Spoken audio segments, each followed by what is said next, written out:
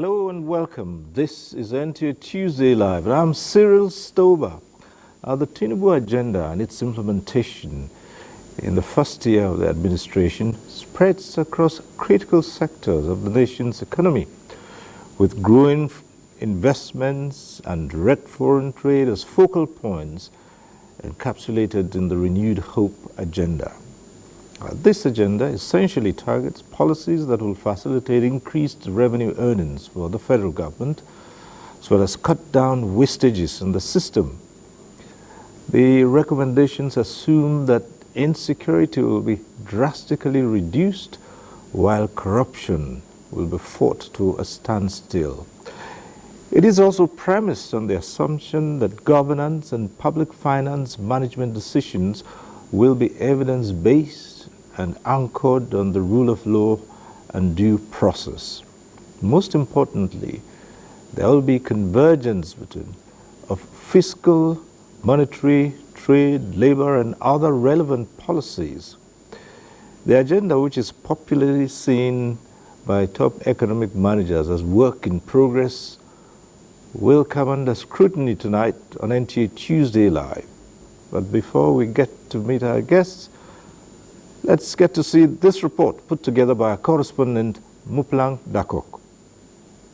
Nigeria has implemented various economic reforms over the years to promote economic growth, stability, and development. When the present administration took over a year ago, it came up with several reforms which include removal of fuel subsidies, unification of official foreign exchange windows, establishment of a presidential fiscal policy and tax reforms committee, and inauguration of a new economic council to advise on key economic reforms. The present administration has also focused on investing in key sectors such as agriculture, solid minerals, energy, health, physical infrastructure, trade promotion, financial services, digital enterprise, and the creative economy, all aimed at ensuring the improved welfare and prosperity of its citizens. Economy watchers and experts have continued to assess these reforms.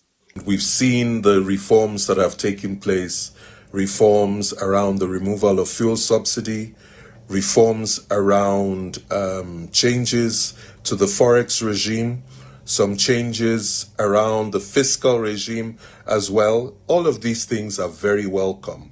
In fact, but there's one thing we mentioned from the beginning had to be done. You had to increase the level of prosperity in tandem with that. The economic reform, which aim to address Nigeria's challenges, is not without its downsides, as the implementation has caused short-term hardship. Expert opinion is that the success of the reforms will depend on effective management and mitigation of their impact on citizens. We've also seen good reforms in the areas of service delivery around the passports, but we haven't seen improvements around control of regulation. For example, in aviation, where they can just suddenly reschedule your flight from morning till night. There's no compensation. You can't get your money back. That must change. Secondly, no reforms around how to distinguish between a good healthcare facility from a bad one. These are simple things that can save Nigerians a lot of money. We've seen what is happening around electricity. It's also welcome. But this band A, band B nonsense doesn't really work. It doesn't. It is hoped that experts in the studio will discuss on actionable steps towards a more sustainable growth for the country. In Abuja, Muplang Dakok. All right, that report sets the tone for tonight's discussion. Let me welcome our guests. We'll introduce them. We're joined tonight by the Minister of Budget and Economic Planning, and Senator Abubakar Atiku Bagudu. Minister, thanks for being with us. Thank you for inviting. Right. Let me also welcome to this program Professor Ken Ife, a development economist. Thanks for being here tonight. Thank you for having me. Right. Thank you, Honorable Minister. And as you know, the nature of this program, at some point in time it goes interactive. But when it is that time, we will remind you of the process and the procedure.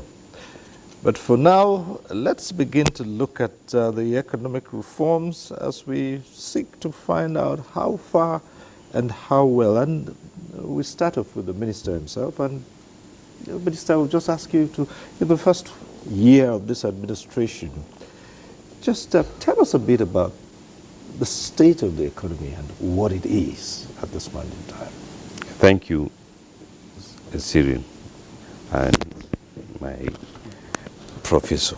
And let me appreciate NTA for giving us the opportunity to reflect on our economy and what has been achieved and learned and lessons of the last 11 months. The Nigerian economy have always been described, and rightly so, as an economy with enormous potential in terms of the resource base, most important resource being people, and even the structure of the population, where there is a young population with mean age under 18. So, and then resources that can be put to good use. That is why the Renewed Hope agenda, which is a manifesto under which President Bola Ahmed Tinubu campaigned and secured the mandate of Nigerians, is an ambitious economic policy program that was intended to, among others, reform the economy so that it can continue to deliver inclusive growth. That may sound as a no-brainer, but it's a very, very commendable step, because delivering inclusive growth requires choices. Choices maybe that should have been before. That is why even before during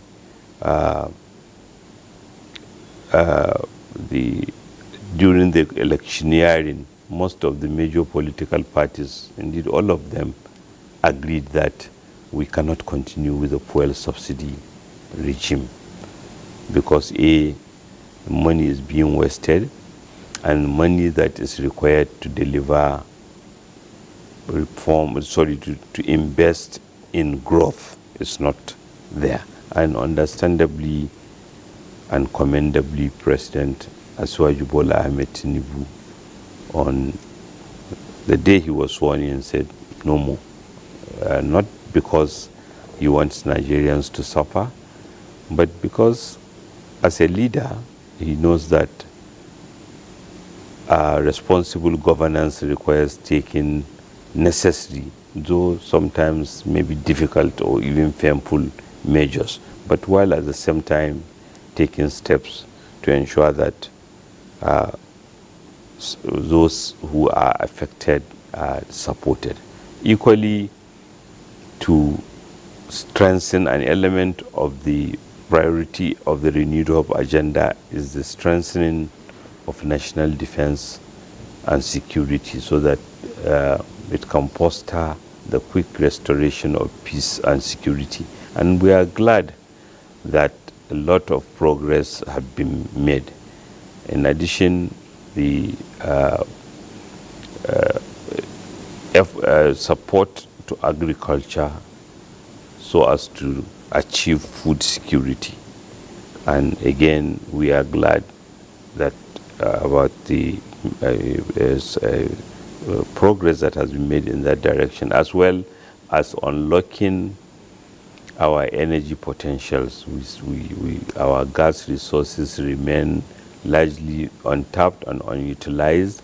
Gas resources that can provide cheaper, more economic more competitive energy source for the domestic economy, which can support cheaper energy that can help provide the industry, the transport sector, and even our environment will be enhanced because we can use that to reduce the forest deforestation that is undertaken to support simple issues like cooking, as well as infrastructure, investing in infrastructure and transportation, recognizing them as enablers of growth, and as well as focus on education, health, social investment, the attention that is given to industrialization, creative economy, digitization to improve government efficiency, the creative arts, creative economy, as well as the improvement in governance, overall improvement in governance. So these priority areas have been reflected in the design of the ministries, because there was institutional alignment which saw the creation of new ministries in order to give impetus to focus to some areas that we believe can generate economic value, economic activity, employment, a digital economy, blue and maritime economy, creative arts. In order to support the creative economy, the Ministry of Steel, Ministry of Youth, that was created out of the what used to be the Ministry of Youth and Sport, and even the alignment that saw the budget office of the Federation becoming part of the national planning function. So these are institutional alignments that were designed to support the prioritization, and as well as the budget. The three budgets that this administration is associated with, the two supplementary budgets, the first one inherited in June of 819 billion, was renegotiated so that money was provided, 100 billion for acceleration of the transition to the utilization of gas, as well as supporting agriculture and palliatives for those who have been affected by the... Well, Minister, in all you've said so far, many Nigerians would hang on to just one or two of them. And easily the first would be when you say choices, making choices. And the first would point to is that those choices were really tough choices that this administration made. And the resultant, of course, was the pain which many Nigerians, in fact, across board, felt. But the question many would ask is, how long before citizens begin to feel the impact of these reforms, particularly in the areas of those very tough choices that the government had to make? Thank you. When I say, well, whether at every organizational level, choices that need to be made, if they are delayed, they only aggravate the challenge rather than make it easy. We are a country with great potential. We are a country that is competing with other countries, and those countries whom we are competing with or whom we wish to be like decades ago make choices that made their economies competitive, made their economies continue to deliver economic growth, created credit systems in their economy that saw the development of support the development of the manufacturing sector, created a mortgage system that created enabling environment. develop budget system that convince investors, local and international, that they can put their money in those economies. Created a less distortionary monetary and fiscal policy framework that investors are happy with. Because at the end of the day, you need the confidence of the investing public, whether domestic and local, in order to put their money. So those are choices that maybe could have been taken earlier than was done.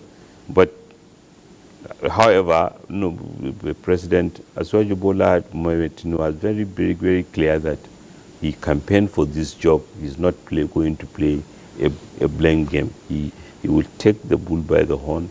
He will stomach the challenge, and he has convinced, I believe, Nigerians that we didn't introduce reforms to cause hardship, but because they are necessary to reform our economy so that it can be on a trajectory of delivering prosperity. And we are happy with the confidence that Nigerians have given to us and the resilience of our people and the glimmers of hope that we have been seeing, and acknowledgement by development partners, international institutions, rating agencies, and more importantly, Nigerians who have appreciated that the government has been consistent, have been telling has been clear that yes, this is a strategy that we will follow. It's not without some hiccups, but we will deal with them as we assess them. All right. Thank you, Minister. We'll return to some of those issues later on. But Professor Ken Ife, from the viewpoint of an economist, what do you see in the first year of this administration regarding the economy? First of all, there are different levels of analysis. There's an international development level. There is the macroeconomic level, which sits very well with the minister's role as the economic planner for the country and the whole entire states and regions. And then there is the sectoral level where you begin to look at what's going on in this sector, that sector, that sector.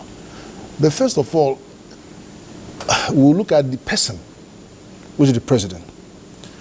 I mean, if you remember, during the campaign, Babangida was asked what does he think about but he said that he's smart and he will actually fix Nigeria. And I've never forgotten that interview Arise gave to Babangida. And I was watching out to see how that's going to play out. But before we go into that, first of all, where was Nigeria at this material time 12 months ago? It's very important to know where we are. Nigeria was in an intensive unit. And apart from being an intensive unit, it was pushed to the cliff. So it was the worst was about to happen. So it was a case of day by day, we were all fearing the worst. But 11 months down the line, Nigeria has not only come off that cliff, but is now in a recovery position. Okay. Now the second point is, when you come to the level of international economic development, that's where does Nigeria sit in relation to the entire global scheme. I have to tell you that from 1945, there is a conscious international division of labor that consigned Nigeria, as well as Africa, as producers of primary raw materials, which will be taken to the north, to the west to process, and then bring it to us to consume. And you can see the difference in that approach when you look at Francophone and Anglophone. But more importantly, what that meant was that we were denied every conceivable opportunity to add value to our natural resources, our mineral resources. So we are not actually designed to create wealth. We were designed to remain an import-dependent economy. And that is the fundamental challenge that the office of this minister, our minister, has to deal with, because he's the Minister for Economic Planning. He has to now reconceptualize how this country has to sit in a new scheme of things. And there's heavy transformation going on in this country right now. Many people don't know the dimensions of this transformation that is going on. What we are inundated with are the baseline issues about where we can't get enough food, we'll come to that because they also address macroeconomic stability. And what we now saw was the slide in the economy has stopped. But what that actually meant was that any economy that is import dependent by design will perpetually remain vulnerable to any conceivable economic, macroeconomic, any global headwind. So whether it is COVID coming, it will affect us. Whether it is Ukraine and grain, it will affect us. Whether it is the American subprime crisis, it will affect us. Whether it's financial oil, they will affect us. So we have to address that. And I have to show you where transformations are now coming that are actually challenging that status quo. Now you now come down to macroeconomic planning. Good thing that I'm so happy that I'm with the minister on this, because that is the office that sits at the tripod of who wants to help Nigeria, which are the development partners. It manages the activity of those who are interested in Nigeria and assuring them that we are working on a framework that will, make them do their best for our country. But also look at what the vision of the state, of the country, the long-term vision, Agenda 2050, 43, and then the 2030, to show them all the various visions, and then translate those into concrete economic plans. He mentioned some of those plans. But much more importantly, he's also in charge of coordinating not only the activities of various ministries, but also the subnationals, helping them in their planning. So, delivering coherence across those three things is a mammoth job. And that's why it is also given the budget. And remember that in the budget given to it, it also does the fiscal strategy that informs that budget. And then we now come out to implementation. And also has the unique monitoring role to go out and monitor all those things that we have all decided have to happen at different ministries and different sectors and all of that. But having put all that on the table, one thing that I would say to you is this. People have different opinions because people are looking at different prisms of what is going on in the economy because they're seeing it through different prisms. What I have to tell you is that a year ago compared to today, the country has made more achievement and fundamental reorganization. Far more gains are coming than the weaknesses that we are seeing that are far too obvious on the streets. Far more sustainable gains are coming. One of our biggest challenges is revenue, government revenue. We were punching at 7% of our GDP. Now it's over 10%. And government is now getting 2 trillion naira a month. Now, though we are not shaking. We used to shake. A year ago, we were shaking every month. What is the data? What is the data on how much we are using to pay for mortgage and pay for our debt compared to debt service, compared to current? We were shaking every month. We are waiting for the data. But that is no longer the biggest concern right now. So we are making progress there. Then you are now beginning to see plugging of so many holes. There are so many holes that are leakages in the system. I mean, we've seen the Russian report. When you look at the governance side, when we come to governance, we'll look at the levies, not the levies, the waivers and all that are almost more than the actual revenue that we get, that are cutting down. And we are seeing very creative methods of even incurring debt. Let me say, normally our finances, people scream about our finances because everybody knows what Nigeria owes, but nobody knows what Nigeria owns. So every money you want to borrow, it shows immediately, is amplified. So we are now shifting away from debt-based financing to asset-based financing, which means this new method of financing is not showing on our balance sheet to make people feel less confident about the economy. Example, if you look at big companies like Dangote, BUA, MTN, they are using some of their tax resources to build roads. So it is revenue that we are securitizing, future revenues of them that we are securitizing. You see crude, we are securitizing future revenue of cruise by borrowing from Afrexim Bank. You've seen the securitization of some of our gas revenue And this, so these are, yeah, it's like borrowing money, but not showing on your balance sheet. And actually, when you borrow that, the people who are responsible must perform. So you put more pressure on them to deliver. And then actually more money will come to you. Even after that 5 years, more money will come. So it's a different way that it is going about doing this. And I'm sure there will be more opportunity to define particular areas where it is. And there are some that people cannot understand. Immediately you say there was subsidy removal. Subsidy removal, listen, all the states came crying on day one. They don't have money. They can't pay salaries. You really need to remove that subsidy. Because, I mean, it was becoming very embarrassing. How can you tell me that the business of selling crude and then getting only one element of the crude, PMS, is not profitable? In fact, there is a loss. And that loss is, oh, you're owing me. Go and borrow 500 billion naira every month as subsidy. I mean, that was making sense. It had to go. More money went to the state governments. State government stopped complaining. So they are fine, they are working. So, you begin to aid. So the pain associated with that took some time to diffuse, and it will be diffused. All right, we'll look at those, but we also have a number of reports to go with this discussion. Let's take the first of those reports, and this one is from Lagos. Bola Tinubu, as part of his determination to hit the ground running, unveiled the 8 points agenda with a timeline to ministers to deliver on the focal areas.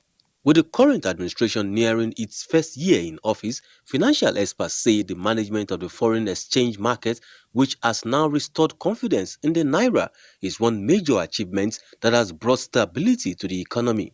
The last couple of months, we saw that the FX has been relatively stable, which is a very positive and highly commendable effort from the part of the government. Now that government has come up with a series of reform to stabilize FX market, definitely we expect that sooner rather than later, inflation will start coming down. For the first time in many years, analysts say Nigeria recorded positive balance of trade and exportation has also grown tremendously under the current administration. The intervention of government in the oil and gas sector is also yielding results, with local capacity boosted, pruning down the cost of diesel and aviation fuel. As we speak today, Nigeria is no longer importing diesel into our economy. And what would that do to the economy? Definitely is going to assist us in bringing down the demand pressure on the FX side. And by the time we're able to sustain what we are doing in terms of other reform, definitely that is going to trickle down to other aspects of the economy. In Lagos, the commencement of construction on the Lagos-Calabar Coastal Road, Badagry-Sokoto Road, and the complete rehabilitation of the Third Mainland Bridge, respondents believe will add value to the economy of Lagos and indeed Nigeria. The economic benefits to that for Lagosians, the kind of business that will spring up as a result of the development of that infrastructure. Agenda, if it should be monitored to the latter, I think we are going to have a great picture of Nigeria in a few years to come. So I advise people to be patient. Patience and support from Nigerians at this time remains pivotal for the realization of the lofty ideals of the President Bola Tinubu-led administration. In Lagos, Joel Ukbola. From Lagos, we go over to Kanu for our next report.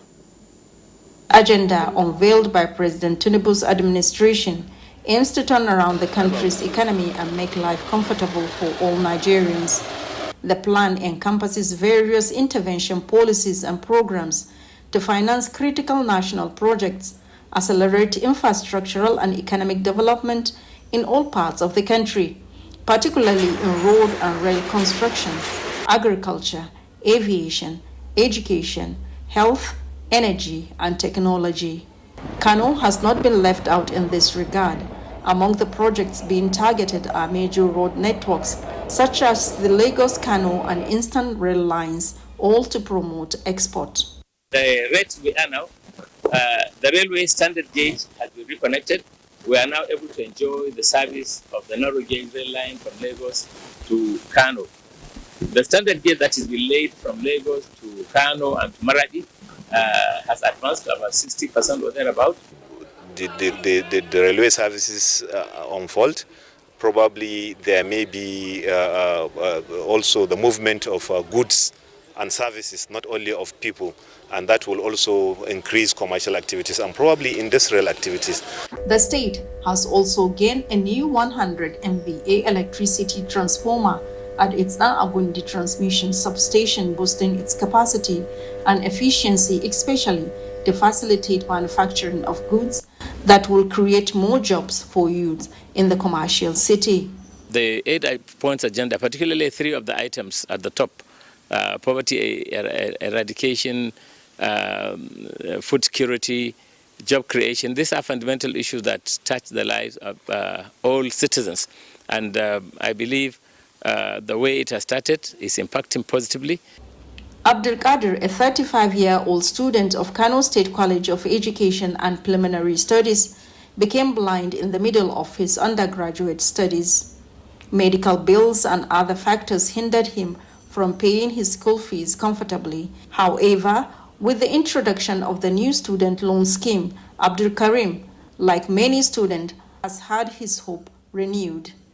It will change my life to better, which I know that I will seriously handle it with care. At least education is better, and education gives everyone,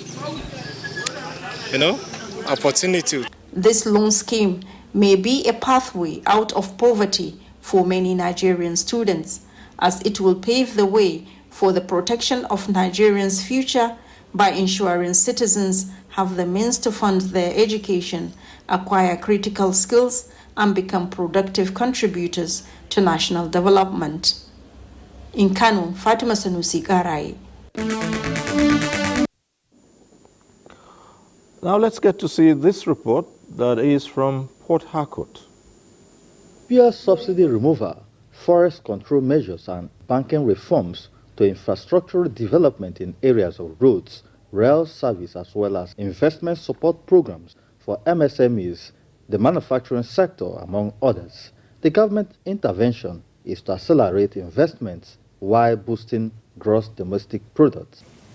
The road construction is part of the renewal of infrastructure, particularly access roads to the port. I must commend the efforts of NTA for making sure that the port is ready to continue to discharge responsibility in terms of efficiency. Some stakeholders observed that the resultant impact would not be visible in the short run, but capable of re-stimulating the economy. To others, Naira regaining some of its lost value is an indication that the policies have great economic potential. In the banking sector, I think this new government is doing very well, because coming in now to reform the banking sector is very good, because as of the time you can see that when the dollar and the Naira, when they were dangling, you see that the dollar was going higher than the Naira. Naira was losing this thing in the parallel market, but now I think it's coming down, and I think it will stabilize soon. There are a lot of reform since he came. I think he's courageous. He's courageous to take decision. We need a revival in the banking system. Our economic revival has to be as a must. For this investor in Nigeria's maritime sector, the 75 billion naira MSME and 75 billion naira manufacturing fund have some implications for the economy. They advised government to revisit the sale of its prime assets. The reforms, being adopted by the new regime, I don't think,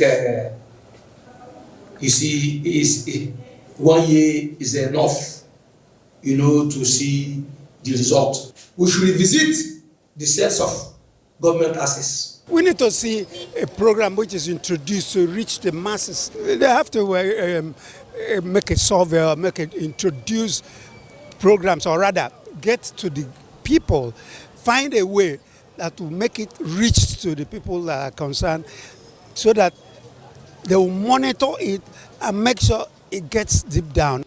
Key to stabilizing the economy, to analysts, lies in effective control of pricing system to mitigate the effect of inflation in the economy. With the Port Harcourt-Aba rail project on course, an effort to rehabilitate Port Harcourt-Aba Highway alongside the east-west road corridor, keen watchers note that effective monitoring of the project and timely completion would support rapid economic growth in this part of the country.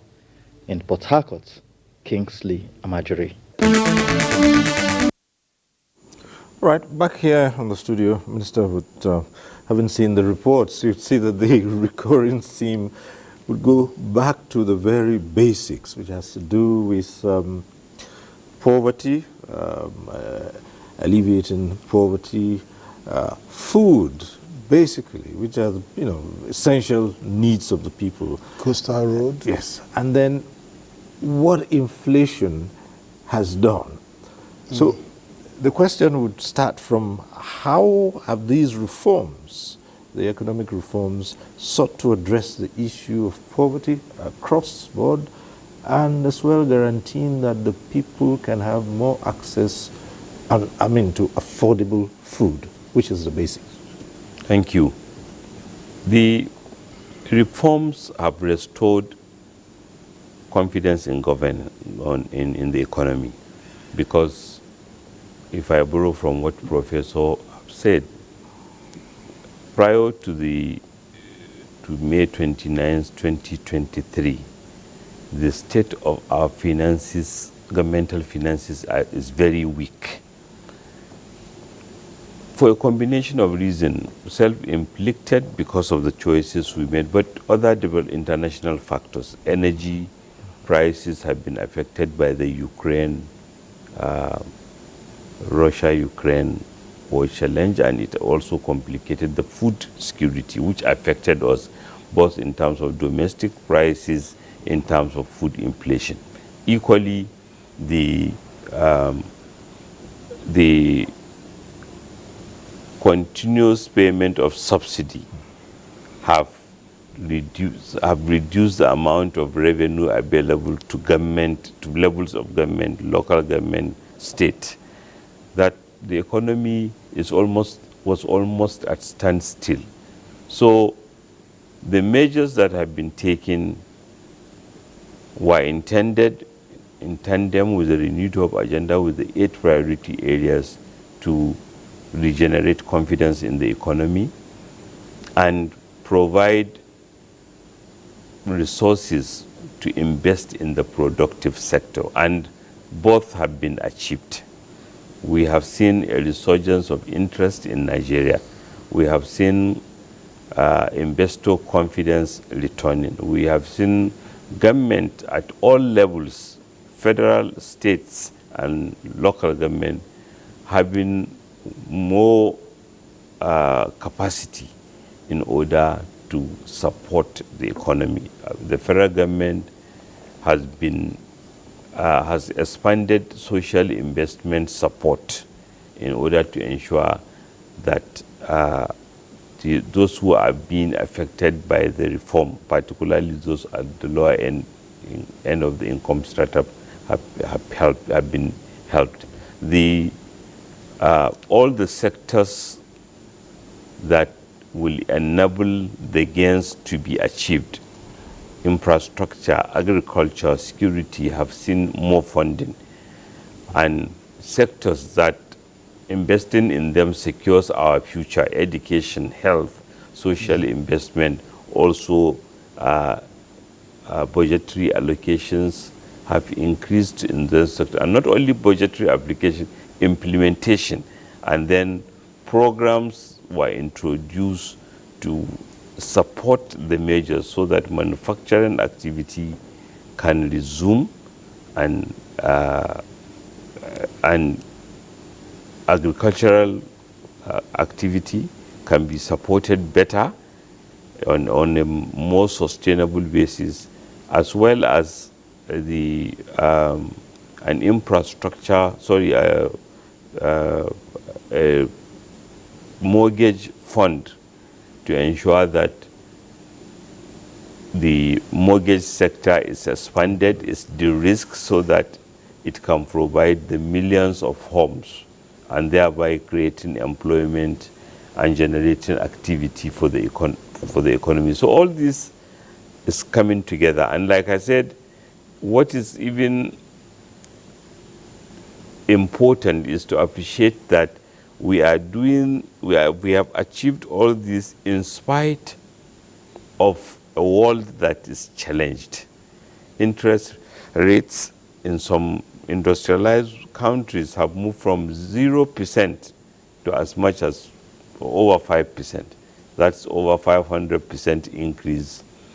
Countries like Turkey, countries like South Africa, we have seen them struggling with inflation higher than that of Nigeria. We have seen them struggling with exchange rate movement, which are equally consequential.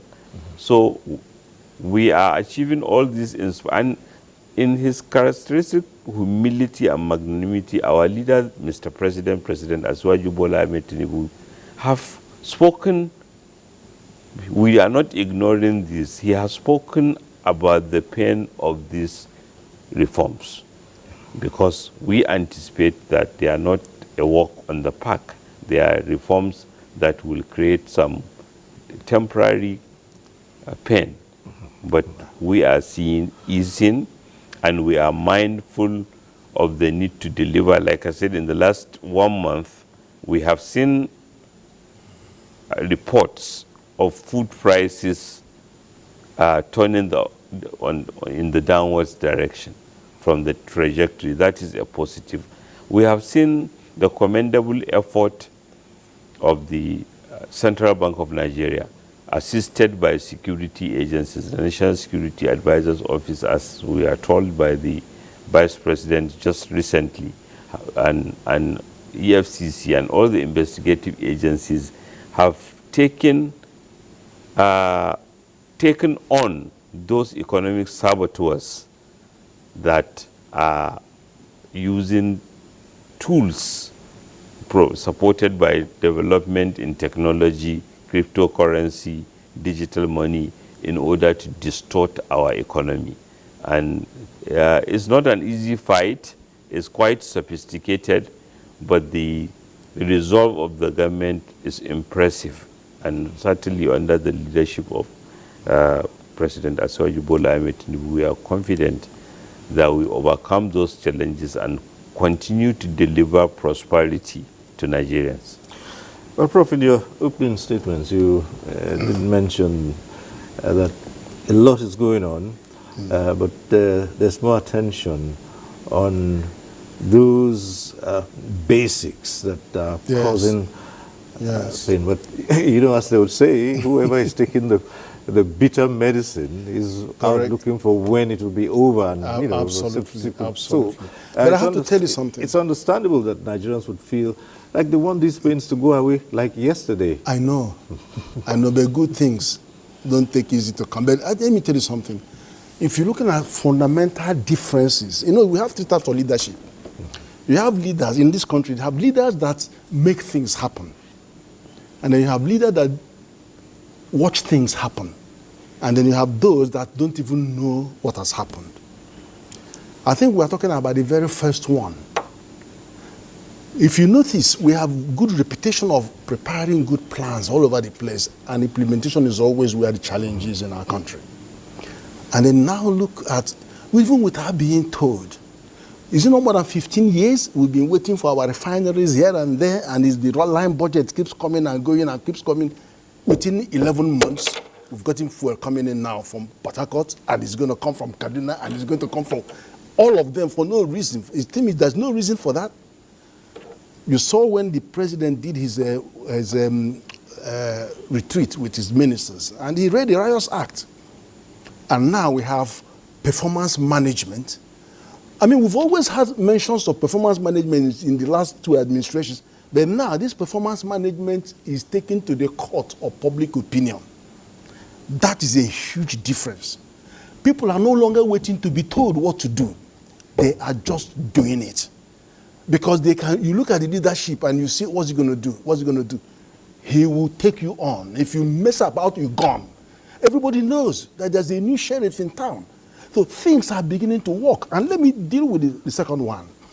Obviously, inflation is so hard because inflation is not only a separate type of tax called inflation tax, but also the greatest driver of people into abject poverty. So the central bank came in a bit late, though, 3 months later, and then was for inflation targeting. And why it is necessary is this. Deal with the issue that people are going into poverty, people are dying, deal with that. Hold prices down.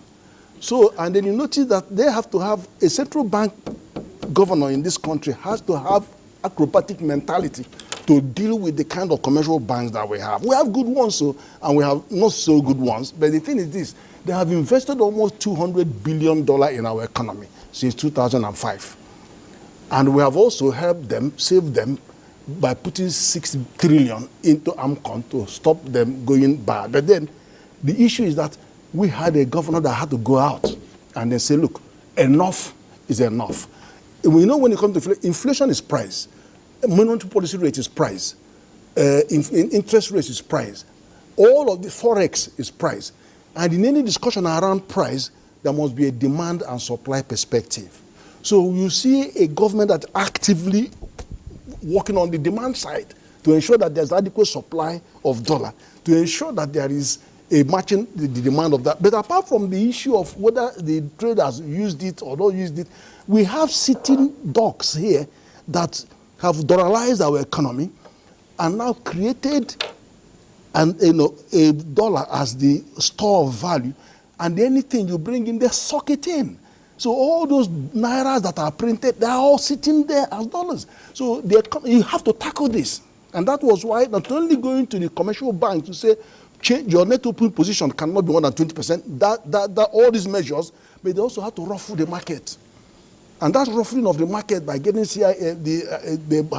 the Bitcoin, this cryptocurrency people, big guy that and then bringing that ruffling of the market, and all of that started giving results. So now you are seeing a combination of policy, trust, and a lot of, meet me in the highway. If you want to fight, let's meet in the highway. And then secondly, you have a huge coordination, the highest coordination you've seen between fiscal and monetary policy for a long, long time. And that coordination actually spells order.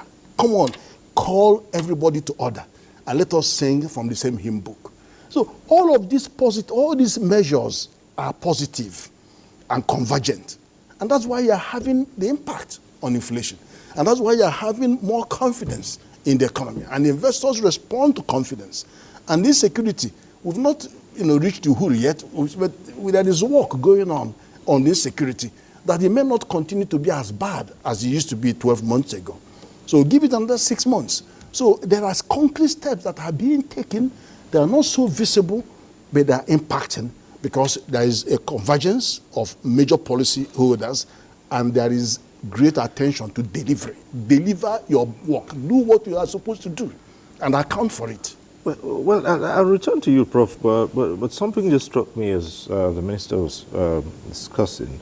One of the thrusts, especially with the question of removal of subsidy, the government says a lot of that money will now be plowed back into other critical sectors that needed them. But again, this administration also talks about diversifying, moving away from oil as everything and everything in the country. So within this 1 year, how far has that taken place as to ensure that there is seriousness in diversifying this economy and moving it away from a near total dependence on oil? So people would ask, where is the money coming in, or where will the money come in to replace oil? I know we'll get to the matter of taxation, we'll take the reforms in tax as well, but a lot of people have cried out against that. And the administration says it's not, what it's doing is not increasing tax per se, but expanding the base. We believe that the hardworking Nigerians that are in their tens of millions, supported by proper policy, will multiply their incomes, whether they are in basic MSMEs or nano supported well, their incomes will increase, whether they're in farming or fishing or livestock. Supported well, their production can quadruple, can increase substantially, and therefore they can make more income, and therefore they can join the tax base, so that they will also contribute to the economy. Because most people, what they are looking for is a break, so that their effort can earn commensurate reward. And you need to have a stable macroeconomic policy to deliver that, where you are not picking winners. You are creating a platform where everyone can compete equitably. And with the measures that and support that is going into, for example, agriculture, we believe that a lot of those in the agricultural space will be improving their yields, improving their incomes, whether it is in fishing or farming or livestock and processing. We have seen the digital economy space. Currently, there is a program where the initial phase is to train 3 million of our younger ones, so that they can participate in the evolving and richly rewarding digital economy. We have seen the alignment which have now led to the creation of the Ministry of Creative Industry. And the talent pool of Nigeria is amazing. The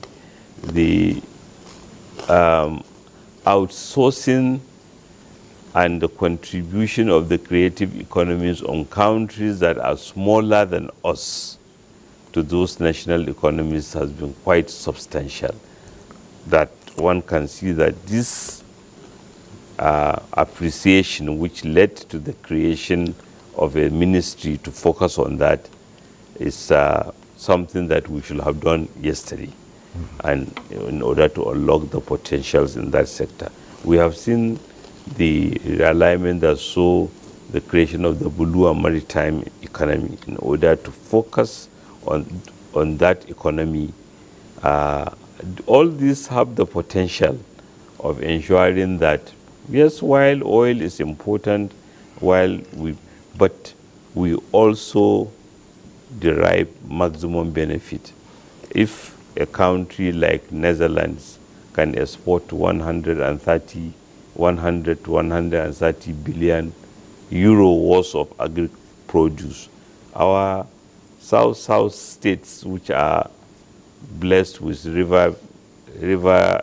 riverine areas as richly endowed as Netherlands, can be supported to ensure that higher value added fisheries, crab farming, shrimp farming, and even agricultural production that can see our south states competing with Netherlands in terms of agriculture, not in terms of energy.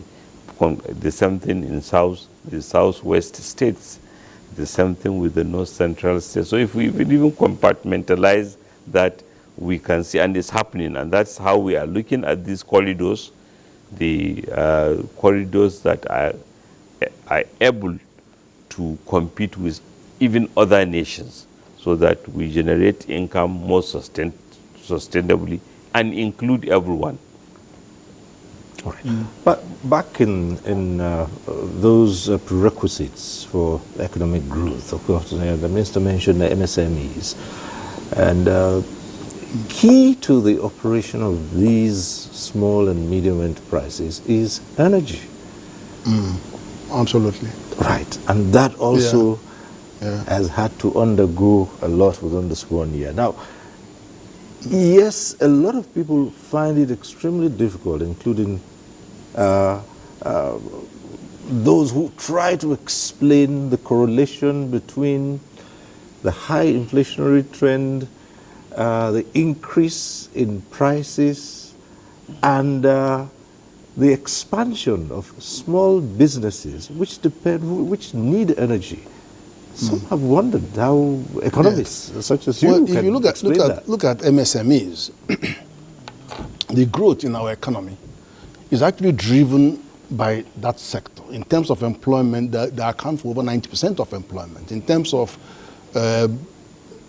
GDP, about 60% of GDP, that's that sector. If you look at Africa, Africa has 90 million MSMEs. 42 million of them are from Nigeria.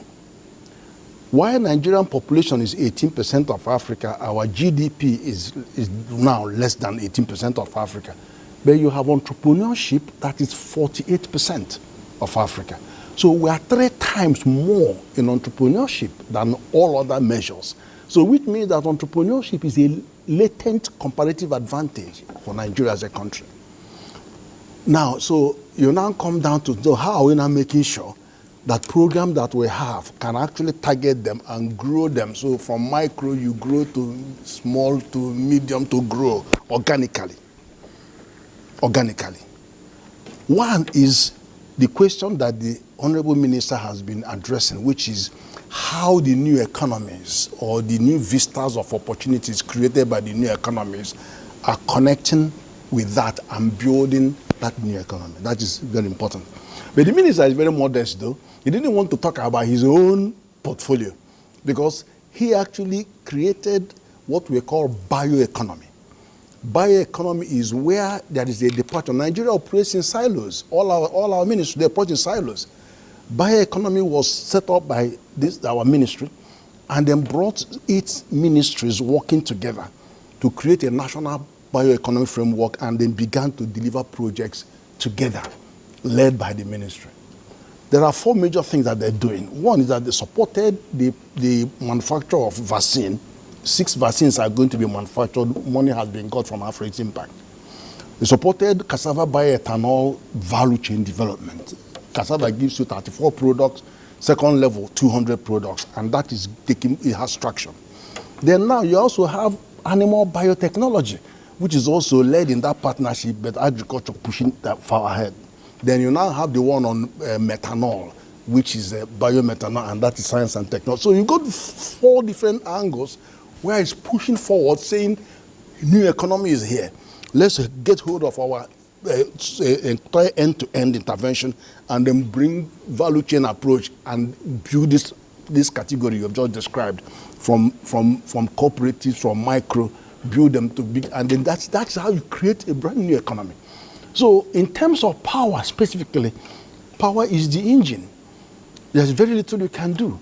But notice that we're also moving away and taking power to the mass market by now allowing states to take part, by now allowing all kinds of mini grids, by now pushing all kinds of renewables. All I just mentioned are renewable energies, whether bioethanol or biomethanol or whatever, they're all renewable energies. And then solar comes. So as unit, and even the problem we are having today that, we've increased the tariff, it cannot be avoided. While they are massaging the top band of the tariff, if you don't have a cost-reflective tariff and remove some subsidy there, people who want to invest will not invest their money not to get a real price. But when you remove it and manage it, then more investors will come into that market. And you know, we're all trying to be more nationalistic and everything. So when we privatize the power, Genco, Disco, TCL, all that stuff, we said, okay, let's perform our own, but we didn't go for deep pockets that have technical capacity and huge monies behind them. So we're cultivating our own. But now we accept those weaknesses. We are working on those, strengthening them. But we have to open the entire market now. So everybody to play, taking power to the mass market. So there's a new way of addressing this challenge. And that is the point that I'm making. A new way of opening up the opportunity so that micros and small businesses can actually account for, produce their own power and take their business to the market. Well, at this point, we'll take a short break. When we return, we'll look at other issues pertaining to the economy and its development. And of course, at that time, we will open the phone lines and hopefully you can get to join in the conversation. So stay with us. We'll be right back.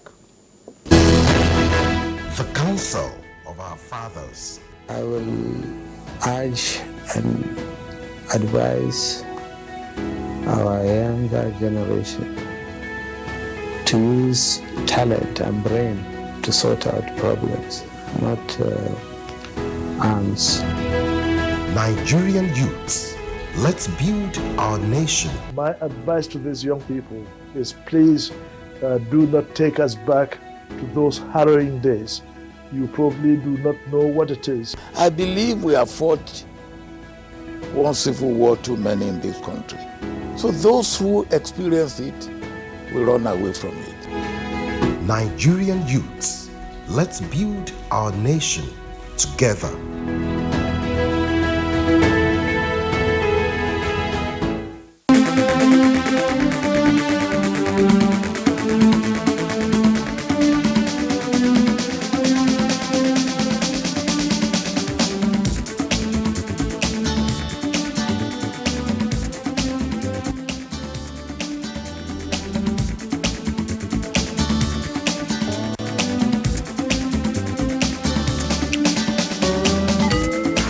NTA Tuesday Live, a network issue-oriented innovation talk show. Right, thanks for staying with us. And this segment is where we open the phone lines. The numbers to call will be on your screen. You can take advantage of those and call in with a question or comment on the issue at stake. And we say this every Tuesday. If you're calling in tonight and your call gets through to the studio, do us a favor, turn down the volume of your TV set. That's the way to avoid the hurlback or the echo. And we do expect that you'll keep your questions short, straight to the point, so others can also get on the platform and contribute their bit. And yes, we say to you all the time, don't bother too much about the greetings. Just a simple hello would do. So we'll start up this segment now with another of our reports. This one is from Oka. It is often said that nothing good comes easy. As one who likes to take the bull by the horns, through tough decisions, political activists in Anambra State say President Tinubu has a clear strategy to reform and revive the nation's economy through his 8-point agenda of food security, poverty eradication, growth, job creation, access to capital, inclusion, rule of law, and fighting corruption. If we take up the issue of anti-corruption fight by this administration, of course you agree with me that things have actually changed, that the government has now granted full autonomy to the EFCC to be able to carry on with its functions. Now, if we also look at the issue of rule of law, you will also see that the government is working very, very hard with the judiciary to ensure that there's a robust judicial reform this time around. I look at Bola Tinubu's coming as a good time for Nigeria, considering that he is the first person who has sought presidency on his own in Nigeria, and he came in and decided to confront the problems of the nation. Mr. President, the new agenda is a very welcome one. We are pleased that he has an agenda for the purposes of restructuring and putting new face into the administration. The respondents who recalled that in March 2024, federal government launched National Talent Export Program aimed at improving foreign exchange of the country and creation of more jobs for the youths. Also commended the establishment of national job centers to train and equip people to be job ready, as well as the recent flag off of food security and agricultural mechanization program in Niger State to improve food production and supply across all states of the Federation, including Anambra State. It's on record that this administration is also making efforts to create million jobs, under the digital economy. Acknowledging that difficult times are indeed temporal, but the benefits abound, the analysts state that all that is needed from the masses is patience and prayers for those in positions of authority to make Nigeria better. And now from Oka, let's go over to Jos for this other report. Main focus of the president's 8-point agenda is on food security, poverty eradication, growth, job creation, access to capital, inclusion, rule of law, and fighting corruption. Experts note that the critical steps taken by the president are encouraging and will cause ripple effects in the economy. If government can strengthen local production by promoting made-in-Nigeria goods and produce for exports, there will be stability in the naira. These policies of the president, they will certainly promote a lot of opportunities for Nigeria in terms of job creation, in terms of food security. And he is talking much about ensuring that the approaches to security situation of the country, you'll be able to deploy a very robust security system to ensure that we have peace in the country. I think that definitely, the 8-point agenda, they're good. Fighting poverty, we're at 40%, 40.1%. That is the poverty head count. The multidimensional poverty index is 63%. How do we now lower these indices? So follow the agenda.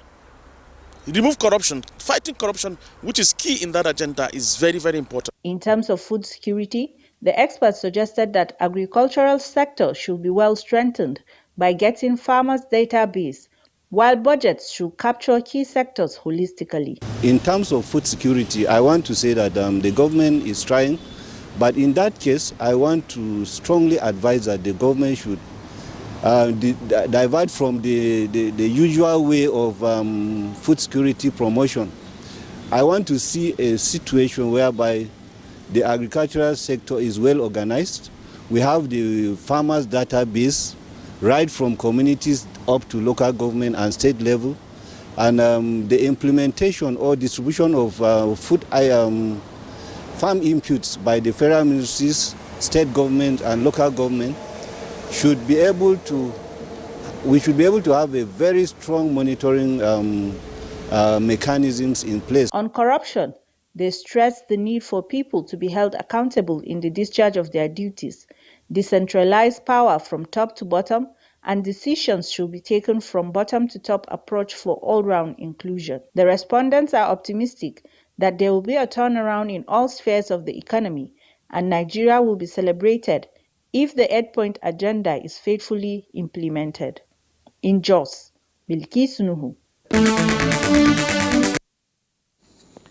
Right, so we've seen two more reports, Minister, and it's back to a number of issues that have been raised here. Again, a lot of them having to do with the basics, but I'd like us to move to the issue of fiscal responsibility, which a lot of Nigerians have been looking at, not just with this administration, but in the ones before it.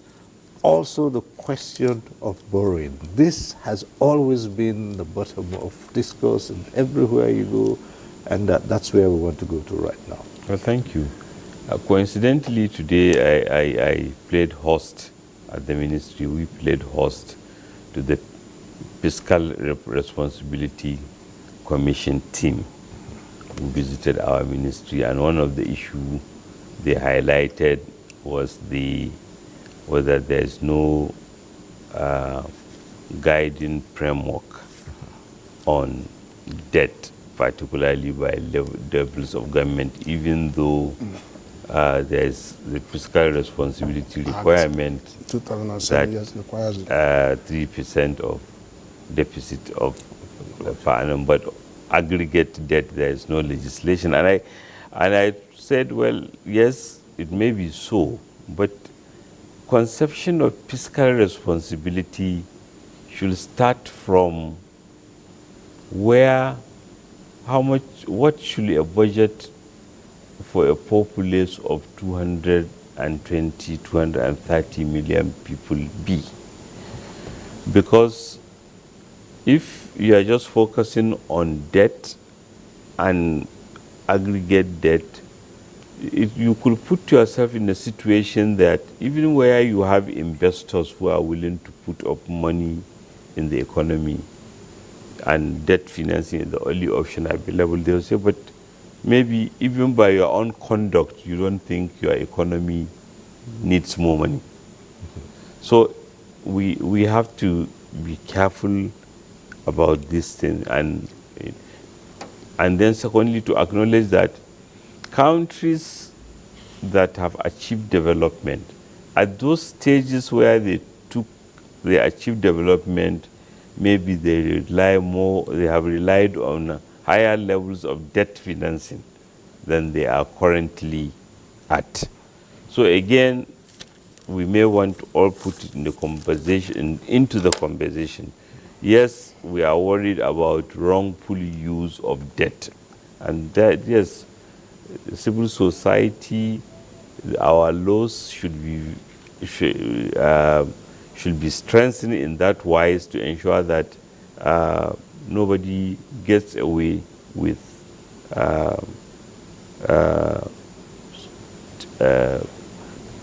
putting money, whether borrowed or equity money, government-owned money, to uses other than what they were designated for. But under this administration, we took a deliberate effort in order to ensure that investor confidence see our capacity and our determination to reduce deficit. So in the 2024 budget, for example, the deficit is forecasted to reduce from 6.11% in 2023 to 3.38 in 2024. So that is the first step we are taking in ensuring that as far as the budget is concerned, less deficit financing. All right. At this point, let's take in our first call. Okay. Emmanuel, who's calling in from Zaria. Hello, Emmanuel. Go ahead. Good evening, sir. Good evening. I'm calling from Zaria. I want to appreciate you for the beautiful talk. When intellectuals come on board like this, they analyze issues. What the layman will want to hear is how will it trickle down to us someday? Because I like the analysis of the prof. He was able to break it down to the extent that I could understand what he was saying. But these are not short-term, shall I say, analysis. These are long-term, issues. These are things that will come up maybe in the next 2-3 years. How is it possible to make it shorter so that we can start seeing the progress being made by this regime? Because right now we are suffering, sir. I'm buying fuel for 1,200 as we speak today. So I just want to appreciate you all.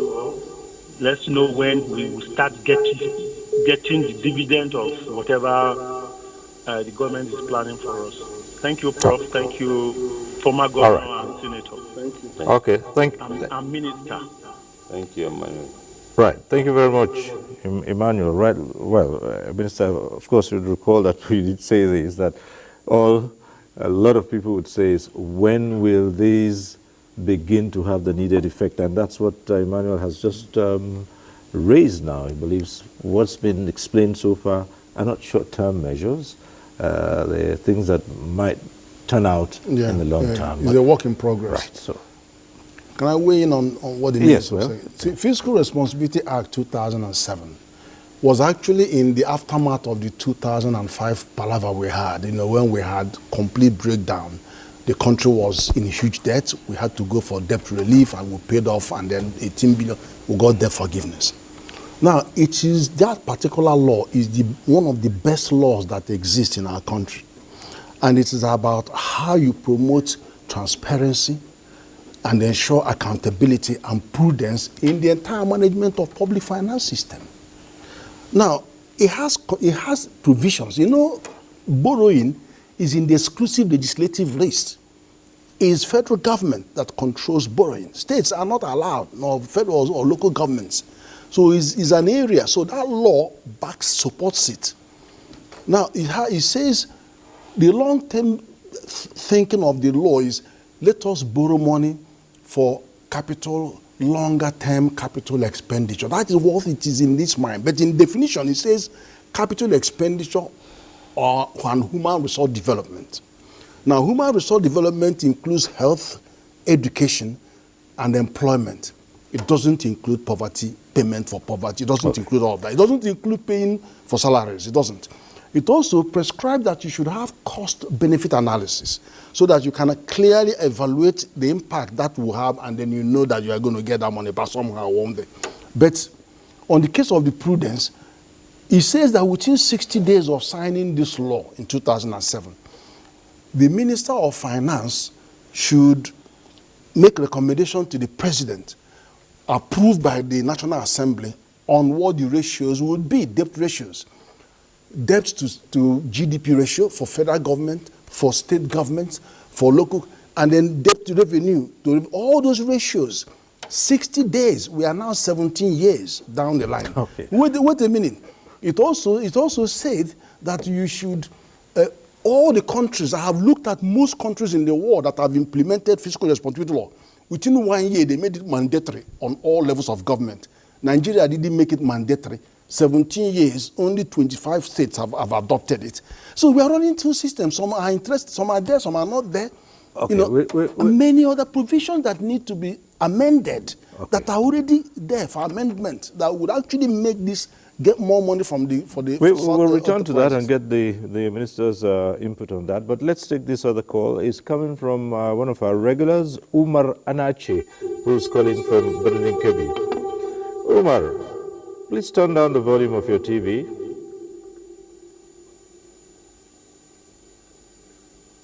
Hello, sir. Yes, go ahead. Yes, thank you very much. Why am I still getting the holdback? Hello? Yes, go ahead. My name is Umar, calling from Birnin Kebbi. I will begin with Hausa singer that says, mun yi tsammanin ƙarshen wuta makera ba mu ishe ko dumi ba mun ka hurce mun ishe ƙarshen wuta masaka mun ka biya da sahi mun ka ɗiba. What I'm saying in essence is that this singer narrates the whole thing that I ironically describe this administration. He says that we expect to see a fire in the black meat industry, but we cannot see. We saw it in the textile industry. We fetch fire from textile industry. What I'm saying in essence is that we expect to see this arrangement and this reform during Buhari administration, but we could not see until Tinubu comes. We saw this kind of reform. I'm optimistic. I'm very, very optimistic that Nigeria will rise again. With this kind of reform that we have seen, particularly the stabilization of the forex market, where Naira is stabilized. If this trend is going on successfully, Nigeria definitely will rise again. But the only thing that I'm seeing is the way that this reform got to the people of the down people, I mean the poor people. What are the measures, the mechanism put in place to alleviate the suffering of the masses, particularly those from rural dwellers, those from rural areas, they are suffering. I bought just like what the other man said. I bought my fuel 1,500 a liter per liter, 1,500. So if this administration can devise a means to alleviate those suffering, we'll get there. May God continue to bless our country. Thank you very much. Thank you very much, Omar. And, well, Minister, you can now respond to these issues that have been raised. Emmanuel's question is, how can we accelerate the benefits of the reforms? And I think that's a fair question, and that's a question, that's issues that Mr. President have always spoken to for all of us, particularly public officials, to know that we have entered into he has entered into a contract with Nigerian people. He's determined to deliver, and we must interrogate whatever we do so that we deliver quick enough. The measures that have been taken to support domestic production is intended to ameliorate the pain. The measures taken to provide palliatives and social transfer assistance are all intended to provide those supports.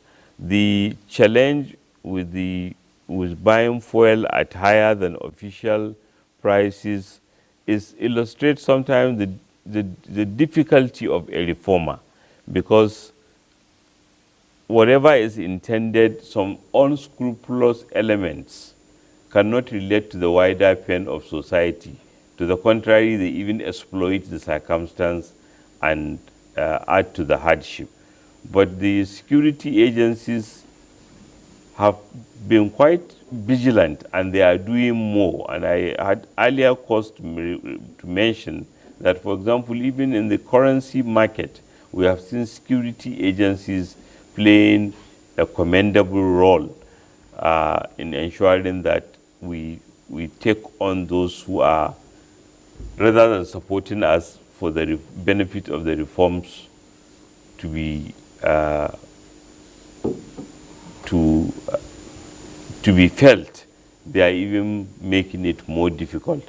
And a lot is being done by the NMPC and the ministers in charge of petroleum and gas to ensure, and of course this is not an immediate relief, but even the transition to compressed natural gas is designed to help to ensure that we even have opportunity of more compressed natural gas and LNG vehicles, which is cheaper than petroleum.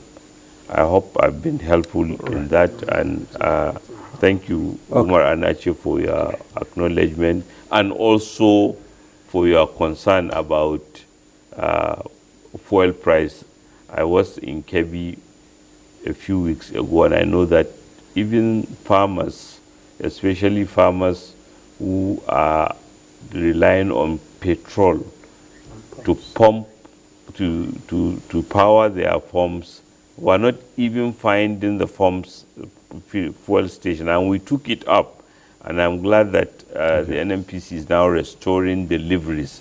But the unfortunate situation you describe about people selling higher than the official price is still raging. All right, let's go back to the phones now. We have Shamsuddin, who's calling from Abuja. Thanks, Shamsuddin, for staying on. All right, go ahead.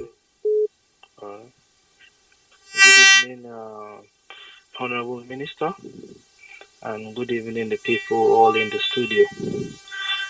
Firstly, I would like to appreciate the Honorable Minister for finding his time to come to the studio and listen to Nigerians. I will first appreciate the good work he has been doing. I know it's not easy at first year in office, what they have been doing and what they are doing at the moment. This country, we are in a very dicey situation because the masses are in serious pain. And I know those in government, they are trying their best. We are not saying they are trying, so we appreciate your effort. But, the Honorable Minister, there are some concerns that I would like to raise to you in terms of the economy. We are facing serious challenges. So many people now are out of business. And mostly Nigerians, we depend on this dollar. We are a imported nation, so we export not that much.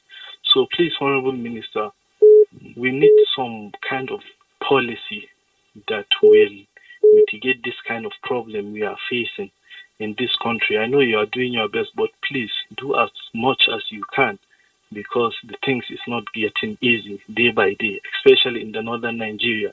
We have borders around, like all this Cotonou. So many people are into dealing cars, all that kind of trades. So we are facing so many challenges. And please, I beg you, and with your kind office and all you can, please help us and do the needful. Thank you very much, and have a good night to you all. Right, thank you, Shamsuddin, Minister. Well, the dollarization of the Nigerian economy. Okay. Yes, Minister. Well, thank you, Shamsuddin. The part of the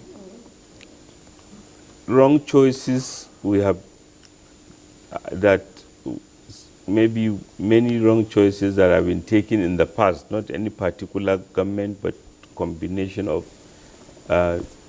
missed opportunities, was how we became an import-dependent nation rather than an export-dependent nation. And that is why, because of that, we suffer when exchange rate move against our currency, rather than even benefiting from it. For example, if somebody exports now, he will get more naira for his export because of the exchange rate. So part of the incentive framework is for people to see the advantage of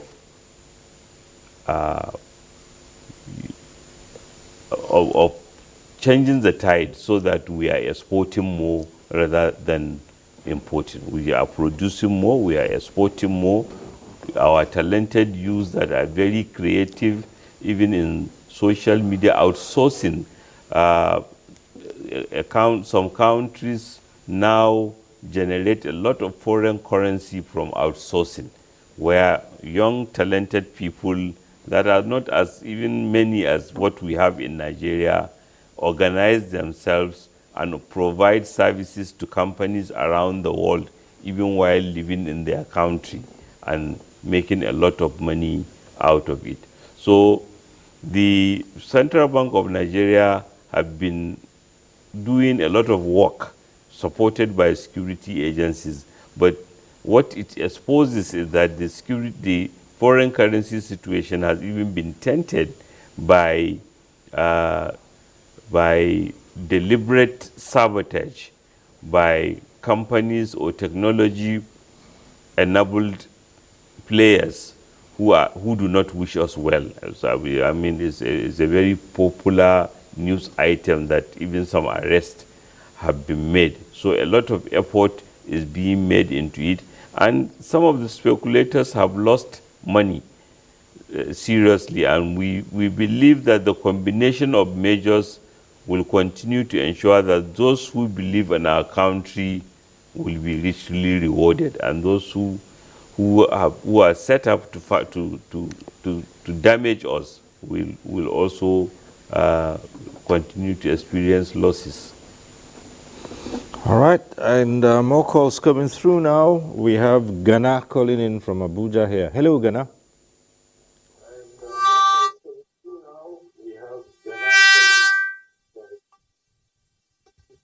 Hello, good evening. My question is to the Honorable Minister, His Excellency.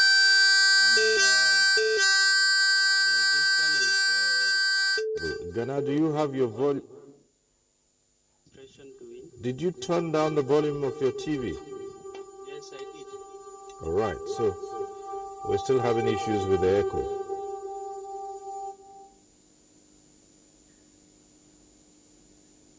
Right. Okay. I'm sorry. We'll deal with that issue as we go on. So, Ghana, you might want to call back. Yes, Prof. You've been meaning to come in on one or two of those issues here. Now's the time No, to I'm do quite that. happy that the issues around how we respond to the people at lower rung of the ladder that have been suffering so much have been laid out in terms of how palliatives are flowing their way and how emphasis are shifting towards local processing and local production so that we can give them. But I see the point. I see we have a special case in the border communities, very special case. The reason is we are surrounded by about 100 million francophone citizens from Cameroon, Niger, Chad, all of that, about 100 million. And a lot of them are from ECOWAS. Now, what happens is that our currency differential, 8 years ago, 1 naira will buy 3 francs CFA. Today, 1 naira can only buy about 0.8, not even up to 1 franc CFA.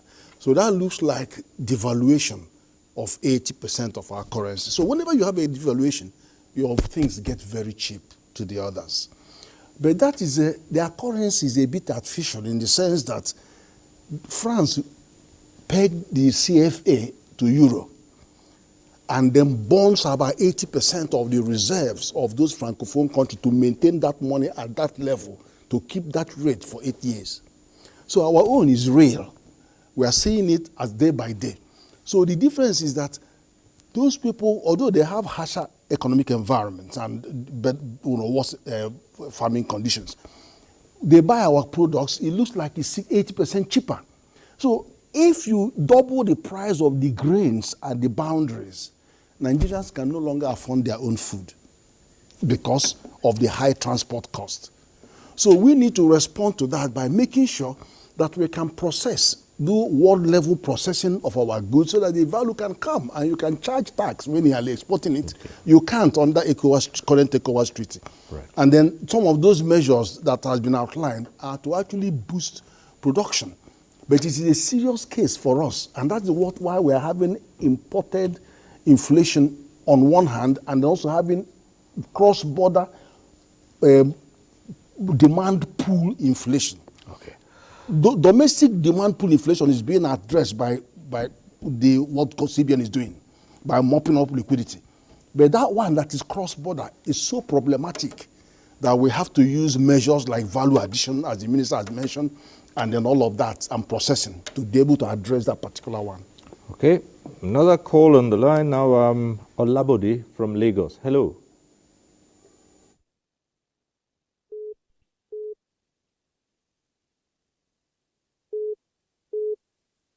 Hello, good evening. If you can hear me. Yeah, go ahead. Okay, thank you. Good evening. I want to thank the Honorable Minister and Professor Kaidife for good discussion. But I want to contribute 3 things. One of them is we have to stop the problem of corruption. The fundamental undermining factor pushing the economy to the downside is corruption. In government, individual, everybody is packing money abroad, either to import, either the one that is stolen, either the one that is collected as bribe. You cannot be wasting your own resources and you expect inflow. Because people that we are talking to come and invest with us, they are seeing this data. So we need to underscore that. The second one is that much as the policy of the government is welcome, the tariff-driven economy cannot be beneficial to us in the short run. Subsidies removed, electricity is discriminatingly being sold as band A, band B, band C. Now, when you look at that, it does not hold in tandem for the microeconomics that Professor Kaidife was referring to. You have SMSE sector, that are on their knees, that form cluster of the growth of economy in the nation. We have to also underscore that. The third one that we need to look at is how to deal with border and the currency manipulation. The tragedy is that government policy has to be expansive. Expansive in the sense that when policy is being formed, you have to consider the unintended consequences and what are the contemporary issues that can undermine the economy. At the macro level, at the micro level, at the domestic level, what are the effects of the policy? The short and long run of this 1 year is that we are making ambitious steps, but how does it translate to benefit for the powerless? The final analysis is that people that have opportunity are getting richer. People that doesn't have are getting poorer. We have to bridge the gap. Thank you very much. Right. Thank you, Alabode. Well, straightforward.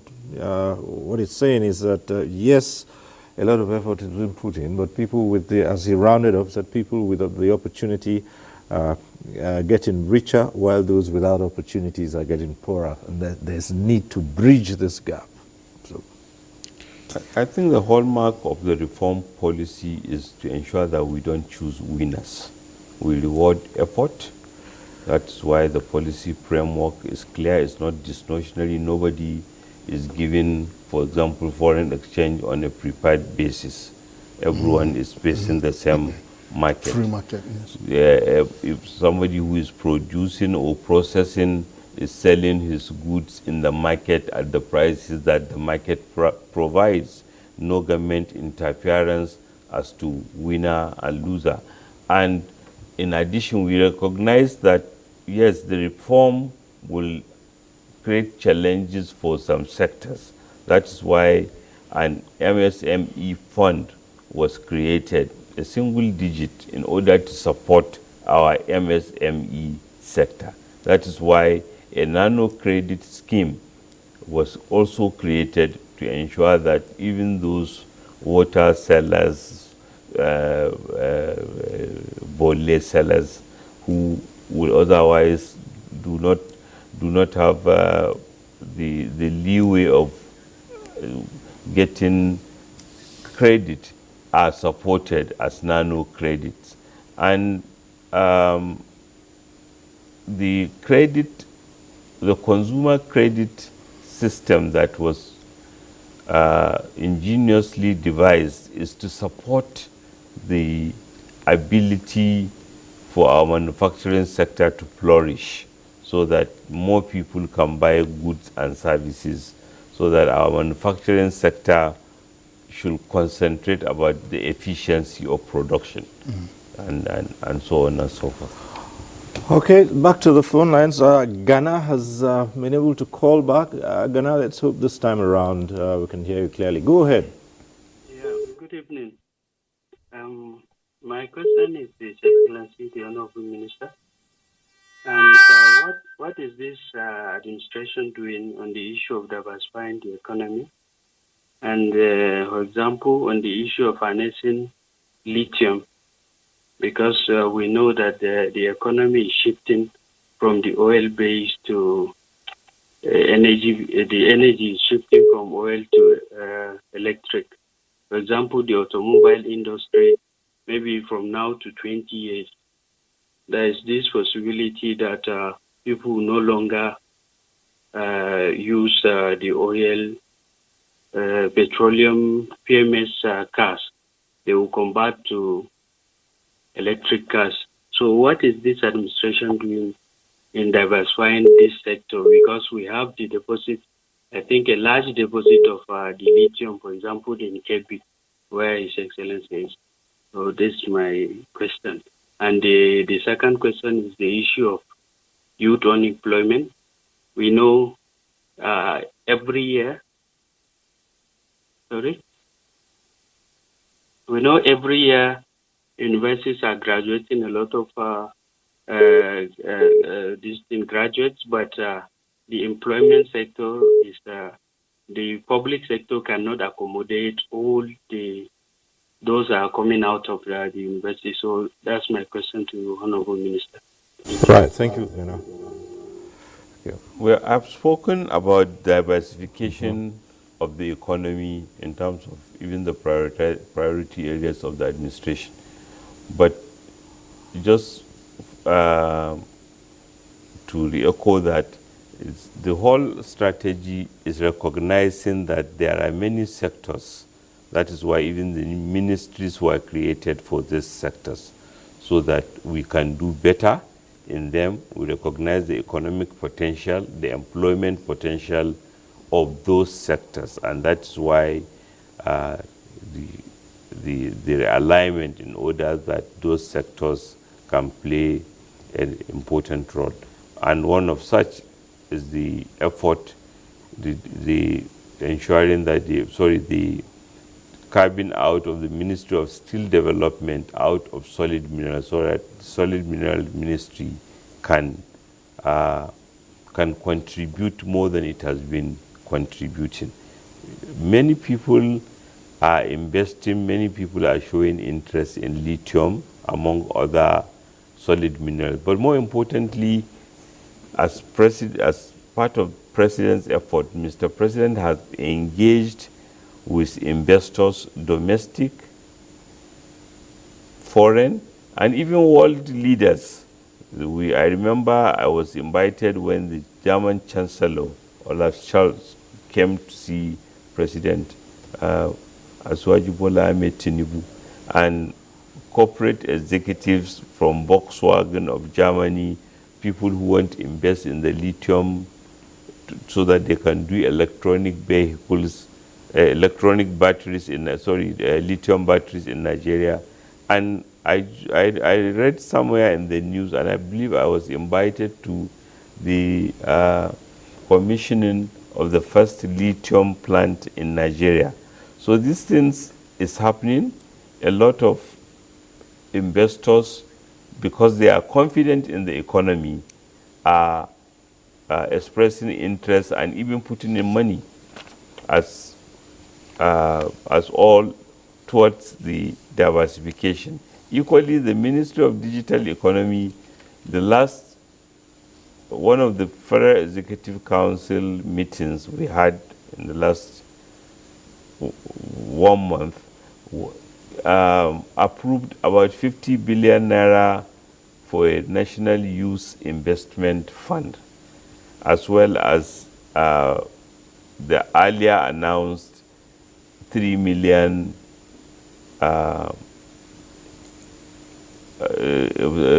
fund to train 3 million people in digital technology and these are just starting points where Mr. President had played host to development partners who have expressed willingness to support more of such initiatives. Our ministry, the Ministry of Budget and Economic Planning, is constantly in touch with development partners who are very keen to support youth development and measures to transition the economy. Just a few days ago, the coordinating minister of the economy, Chief Wale Edun, and I were at the Islamic Development Bank meeting in Riyadh in Saudi Arabia, where we met with a number of Arab world development institutions, and they have all expressed interest to support the economic program because of the confidence they have in Mr. President's leadership and the reformation, and support the diversification of the economy, reckoning with the potential of the Nigerian economy. Okay, so we're just about getting into the last segment of the program now. But Minister, there's one aspect of it all. We said in our opening comments that all of this, the reforms, take into consideration the security challenges of the country, and it's all part of it to bring that down. And so a huge chunk of the budget is going on to security. Have these begun to impact on other activities of the nation's economy? Oh, certainly, because commendably, the security agencies have been doing the very best they could in the circumstance, and they have been putting to use the increased resources that have been made available to them by Mr. President. And we have seen increased activity, which was hitherto not a lot of places where for the last 15 years have not been farmed in Borno State are now being farmed. Irrigation facilities are being put in the state by the state government and supported by the federal government and Northeast Development Commission. We are seeing similar situation in Yobe and Adamawa. Even in the National Population Commission briefed us that when they did their area enumeration, area demarcation, it is only one local government that they have not been able to put personnel. And so, and the security gains needs to be supported by the populace, because even when the security have done their bit and confronted the forces of darkness, if people are scared and they are no longer able to confidently go about their activity, normal activity, then we are creating space that will make us worry. A lot of gain has been achieved, and the president is determined. He's constantly meeting with the security chiefs to ensure that they dominate the space.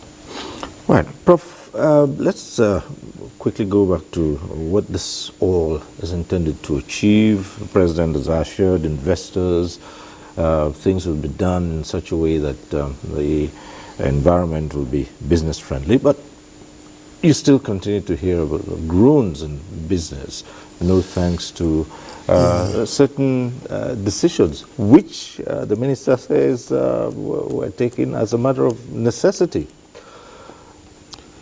As an economist who watches these developments, one thing I have to tell you is this: the kind of structural change that is going on means that you are going to see the fallout, inevitable fallout. Let me explain. About 80% of manufacturing capacity in Nigeria are actually dependent on imported raw materials, and is a legacy of the system that we have been inheriting. Just give us raw material and then we'll process and bring to you to consume. So if you are going to have industry, those industries will be to process the things that we are sending to them, like you have milk. Our cows do want 2 liters of milk, but there are cows over there and that could do 30, 40 liters. Do you understand what I mean? So you now have dairy products dominantly being imported, and then you have, right? So that kind of structure means a hemorrhage on our dollars. The dollar will get 79% of our forex from crude, 11% from gas, 90%. It's only 10% that we will look for from FDI, foreign portfolio investment, diaspora remittance, and all of that. But these monies are consumed by the structure. That means you have to import the things that you are going to process here. So when this whole table begins to shake, some of those who don't want to respond to the new opportunity, do this thing here, do your lithium manufacture here, rather than take raw lithium away, then they will say, oh, we're going to go away to Ghana to produce. They start packing their bags. Dangote is doing cement. We used to import 80% of our cement. Now we are not exporter of cement. Huge investment. It's going to see the same thing in petroleum. We were going to start processing more crude and exporting petroleum products. We're going to do that very soon. So all that thing will change. It takes time. So people are being blackmailed by, oh, companies are leaving. But new companies are also coming into existence. In the same vein, new are coming. It creates a gap. Somebody feels it because we have domestic capacity to invest, not just foreign investment. We have domestic investment. So the issue is this, the extent to which this current government is creating opportunities and then reforms that are creating level playing field. Competition is now, godfatherism. I mean, it's just business, an enabling environment for businesses. So that is creating new kinds of producers and manufacturers and players coming into the stream than what we are used to. So those ruffles won't go away, but you will see that eventually things will stabilize. Right. Minister, on a final note, I'd like you to respond to this. And some critics of the government have said, yes, you have come in with these reforms, and as they seem to address the issues at stake. That's what they say is, you're giving with one hand and taking away with the other. In terms of some other policies that have been put in place, some taxes that are coming in, levies, or if you mind, people paying more for certain things. How do you respond to that? I'm surprised you say that, because there is a presidential tax review committee on tax reform, and they have engaged widely, and this tax reform committee have been very clear that they want streamline taxes and levies, so that operators and citizens in the participants in our economy will pay fewer taxes or levies than they are currently experiencing, and even at lower rates. So, and that is like the mantra of the presidential tax reform effort. And coincidentally, again today, as part of the engagement, I supported the coordinating minister of the economy in meeting a subset of the manufacturing sector today, and they came to appeal that some category of taxation should be left at a level where it is already, and also a plastic policy that is to come in should be given time so that the circular economy can form before. And they were all impressed that this is a government of dialogue. Manufacturers, citizens can come and listen as it ought to be. And this is one of the things that President Asiwaju Bola Tinubu has made clear, that we don't have all the answers, but we are responsible to our mandate. We will listen, we will submit our policies, our ideas to interrogation, but we will take responsibility at the end of the day, as he commendably take responsibility. So I commend Nigerians who have put faith in our government, who have put faith in a president who is very, very profound person, very, very magnanimous, and he has a world view that will take Nigeria, by God's grace, to that bigger economy that will be the pride of Africa and indeed the world. Well, as it is on that note, we'll have to leave this conversation and express our profound thanks to the Minister for coming on NTA Tuesday Live one more time. Yes, we recall that we hosted you here on this program at some point in time. So, Minister, thank you so much for being here once again. Thank you for coming. Right, and Prof, it's always a pleasure to have you join these conversations. Thank you very much. Thank you. Thank you. And that's our program today. We thank you for watching. Next week, we'll be back with NTA Tuesday Live. I'm Cyril Stober. Bye for now.